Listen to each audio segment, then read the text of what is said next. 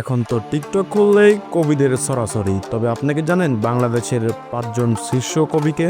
না জানা থাকলে আজকের এই ভিডিওতে চলুন সেটাই দেখে নেওয়া যাক। নাম্বার 5, আল মাহমুদ। তিনি 1936 সালে জন্মগ্রহণ করেন এবং মৃত্যুবরণ করেন 2019 সালে। তার একটি বিখ্যাত গ্রন্থ হলো সোনালী কাবিন। নাম্বার 4, শামসুর রহমান। তিনি 1926 সালে জন্মগ্রহণ করেন এবং 2006 সালে মৃত্যুবরণ করেন। তার একটি বিখ্যাত রচনা হলো একটি মুজিবের থেকে।